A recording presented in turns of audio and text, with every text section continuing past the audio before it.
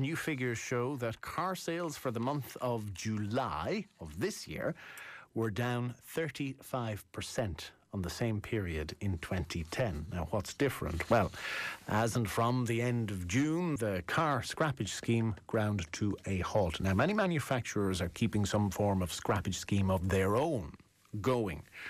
But has it made a dent in car sales, and how is that dent being absorbed? Jim Bourke joins us from Mullingar. Jim, you're very welcome to the programme. Thank you. Now, you're with the Volkswagen dealership in Mullingar. So how is your business holding up? Well, I'm afraid a dent is the word that one would have to use. The car sales were reasonably good up until June with a scrappy scheme and all that. But in July, it certainly has dipped. There was only 40,076 new cars registered totally in Ireland in the month of July. So there is a significant dip there.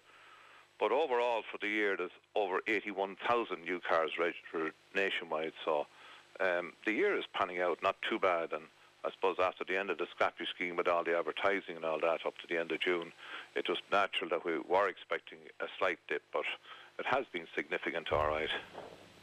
A slight dip, you were expecting what, maybe 5%, 10% of it fall off? No, probably about 20%. We were hoping that nationwide it would turn out about 6,000 units, but it only turned out slightly over 4,000 units nationwide. But I must say, Will, that your area, and thankfully for Midland Radio 3 for their help in the motor trade, because they know what an important industry it is. But in County Laois, so far this year, there's 1,072 new cars registered. In County Offaly, there's 1,060, and in County Westmeath there's 1,361. So the Midlands is holding up reasonably good as regards to new car sales so far this year.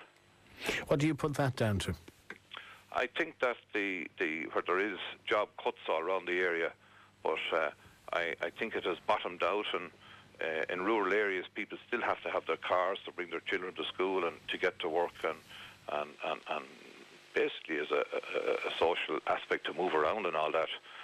We don't have enough of public transport or that. I suppose lucky for us that it's our business and the motor trade, but car sales are still holding up. It's not as good as it was, but with over 81,000 units already this year, it'll certainly pan out over 90,000 units. So overall the year won't be too bad.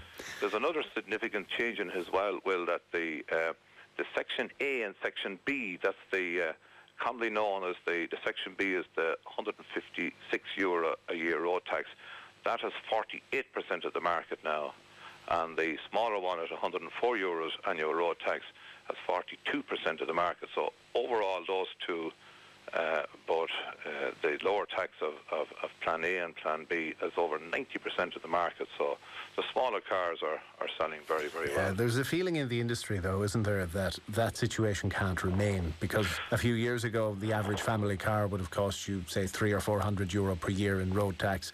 Now it's a fraction of that at a time when the state needs more revenue rather than less. Yeah, that is right. Certainly the coalition government at the time got it totally wrong, and I was a member of one of those large parties, as you remember at the time, and wouldn't take her advice, of course, from the motor trade, but they got it very wrong, and they reduced some of the engines too much, and the car manufacturers were a step ahead in that you can now buy a big Volkswagen, a BMW or Mercedes and only pay €104 a year road tax. So they know they got it totally wrong. So, and they have warned us, this new government, that they are going to do a readjustment at the end of next year. So they've given us enough of warning, and I'm sure manufacturers will be able to adopt the new thing. But I think everybody would agree that it needs a balancing out, that where some cars are possibly, one would say, too cheap, but then other stuff, and Jeeps particularly, that farmers need to pull trailers and to bring their families around, they're paying up to 2,000 a year road tax is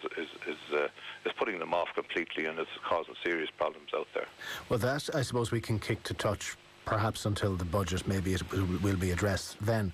But right now you run a business, you're looking to your cash flow over the next couple of months, and I suppose maybe there was an artificial boom in the early part of the year as people knew that scrappage deadline approached. They may have been more inclined to buy then rather than now. So are you planning for some lean months until January? We are in the new car sales, but lucky enough we have planned accordingly.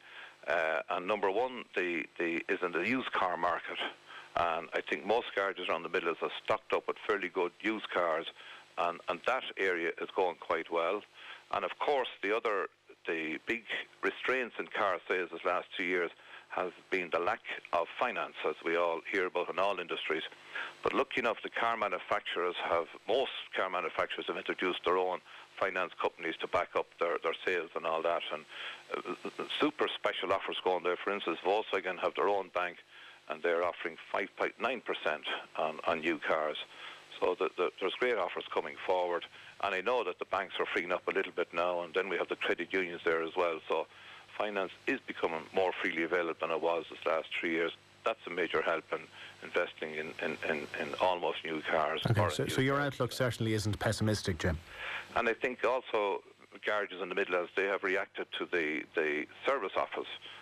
Most of them are doing a €99 service now, and there's a lot of confusion about that too. Well, it's not a full service, obviously, for that. But so what do you get? What you do is mainly the island filter. As you know, if the island filter is not looked after your engine, you will ruin your car. So every garage is doing that, and then they're doing a full diagnostic check to give you a full report in your car to tell you what the brakes and the steering are like and all that. And as opposed to the full service, what would you get in a full service? Well, in a full service, they usually drive the car in and tell you to go ahead and do everything. If it needs brakes, wiper refills and lights or anything like that, they let you do the whole thing. And it's an unknown area because even the mechanics won't know till the start of what exactly the cost is going to be. The new systems being brought up and introduced by the SMI and encouraging guys to do it is more open and transparency, I suppose. You do get the necessary thing done, like the island filter. After that, you get a full report of the car, and they tell you your brakes will need doing, or it will need doing at such a time, give you a full report on your tyres and all that. So one then can decide to do it immediately or to drag it out maybe over a couple of months or something like that to get the car safe for the winter. All depends on the money in the pocket, I suppose. Jim Bourke, thanks for taking our call this morning. Okay, Will, and good morning to you, and thanks again. Jim Bourke of Mullingar Autos, main Volkswagen dealers in Mullingar. So, are you inclined to go out and part with your cash and buy a new car now that the scrappage scheme is at an end? Will you wait until January, or is a new car very much on the distant horizon for you?